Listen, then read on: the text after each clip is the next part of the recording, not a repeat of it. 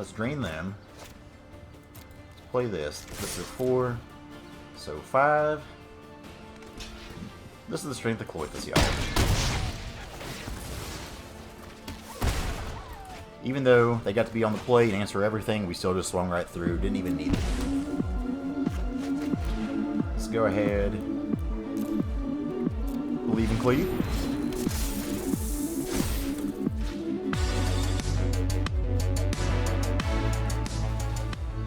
How's it going, y'all? TitonsFan920. Today we're back at it with some more MTG Standard. This time we're playing a deck that I'm very, very familiar with. This is Gruul Aggro. A lot of times on the channel I'm taking decks for a spin on the rank ladder and whatnot. It's actually my first time playing them, or I don't have much experience with them.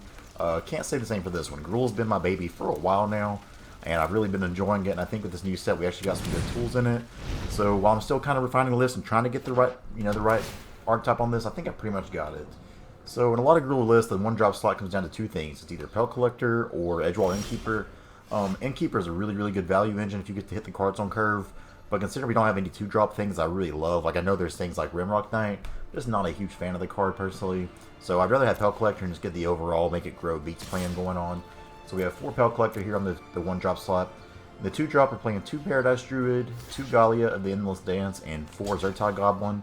This way we pretty much always have a guaranteed 2-drop here to grow the Pellet Collector if we have it on 1. Going with this, and especially with either of these hasty threats here, swinging 4 on turn 2 is pretty good. Domri's Ambush is a great spell while you're on the play. On the draw it's a little bit weaker, but still overall hitting the ability to put the counters on there and hit Planeswalkers or just keep it really good. The 2 Paradise Druid is one I'm not too sure about. The ability to go Pellet Collector, Paradise Druid, and then something like Questing Beast is really, really nice though. And just having that hexproof threat there that can do its thing is nice. The 3-drop slot, this is the most crowded part in Gruul, and it's really tough because there's so many good answers. There's things in Gruul that I'm not even playing in this list that I want to try. I think the Phoenix of Ash is one that I really want to try out in this list, but I've just not really found the room for it yet. We're playing a playset of Bonecrusher Giant, which is another 2-mana spell in its own right with the Stomp. Playset of Gruul Spellbreaker is still just an overall solid card. The Trample gets through things like Cat Up and whatnot. 3 Cloythus, God of Destiny. This card is, man, insane in Gruul. If you haven't tried it yet, I really recommend doing so. It's not going to be online all the time, but just picking things out of graveyards and being able to do that 2 damage drain there is really, really good. And when you get this online, which does come online easier than you would think in this deck, a lot of this stuff, like even, you have 2 pips there, 2 pips there, 2 pips there, 2 pips, 2 pips, 2 pips, 2 pips, 2 I mean, it's just a lot of 2 pip stuff here to really get that powered out. 2 Domri Anarch and Bolas. This is a card that I've been high on a lot, and I know a lot of people kind of sleep on this one, but every time I have it, it's just good, so I think it's worthy of the 2 in the main deck. So you see the curve is really heavy in the 2 and 3-drop slot, which I think is fine for an aggressive deck. At the top end here, we're playing 4 Questing Beasts. Even if this gets killed and whatever, this is the best Embercleave target we have. I've gone down to only 1 Skargan Hellkite, and honestly, I may cut it out altogether. I still want to have something up at the very end that can fly over the top and get people dead, but it's just a card I'm not usually as impressed with compared to other ones. Lastly, a whole playset of Embercleave. If you're not playing 4 Embercleave, I think you're doing it wrong. It's kind of like Cloythus. These are 2 of the best cards in the deck. This one, if you have 4 of, it's fine, because I think if you see another one, it's not a huge deal. Because it means if you have this on the battlefield, you're probably winning already. Whereas Cloythus is great, but for one, the curve's just a little bit lower, and we need to make sure we're getting these density of threats out here. And then also, just this isn't going to be active all the time, whereas this is usually a game changer if it's on the field. Mana base here, 4 Temple, 4 Stomping Ground. The Temple does cause a little bit of, frustration with the Pellet Collector, but usually if you're keeping lands that are actually, keepable, you can always Pellet Collector on 1, and somewhere, like say if you're keeping a 3-land hand, you may have 1 to 2 2-drops here. You can play a 2-drop on 2, then the third turn, play your Temple, play another 2-drop, and still get to the races. So that's what we got there. Really, maybe I'm biased, I really like Gruul, but I feel like this deck loses to its mana base more than anything. But if this deck gets to curve out and do its thing, I feel like it has a game against literally every deck in the format. You go too fast for Simic to catch up with a lot of times. You can outsize like the mono red decks that are coming up now and all the more smaller decks. One deck that seems to have a pretty big problem with is mono white aggro. If you saw in that last video, the fact that they both size up and gain life on you is really, really hard. But there are still turns where you can just go out and out-aggro them.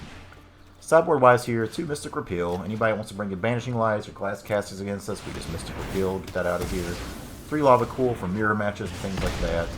2 Unchained Berserker, a card I'm not super high on usually, but with the amount of white between like the Dream Trawler decks out and then mono white aggro gaining popularity, I think this is worthy of some sideboard slots. Cinder Vines causes really good disruption for people whenever they're getting pinged every time they cast a non-creature spell. And then again, a lot of these are used Vanishing Light as a removal to can pull that up and get their stuff back. Two more Dominus Ambush for the creature matchups, especially when we're on the play, is great. 2 Lovestruck Beasts, again in a mirror type match or something that's going to have a hard time getting through a 5/5, this is good. Then finally 2 Shifting Ceratops. It's a green deck, you gotta have some Ceratops on the side. So without further ado, that's all we got. We're still kind of low and double here. We haven't done this whole 2-1 fall thing. So let's see if we can get up to at least goal 3 here in this video. We'll hope. Let's go. Alrighty, first game of the day here is against 2B Skip. Let's see if we can't Gruul Smash him on the draw to start it off with. Not our favorite. Let's see if our mana can at least cooperate with us and give us a keepable 7. Don't love it, but the mana's good, and we got 2 goblins to start off with, so we'll keep this. Skip, you gotta hurry though, friend. My goodness. You already burned a minute, and we ain't even started this game. Alright, typical white moves, so probably some blue-white control. Koith's not a bad pickup here.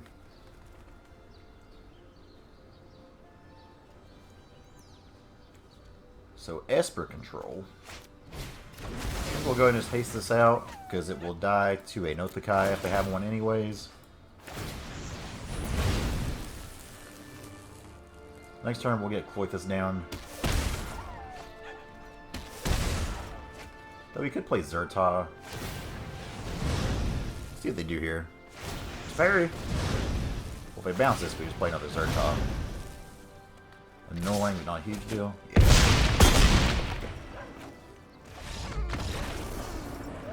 So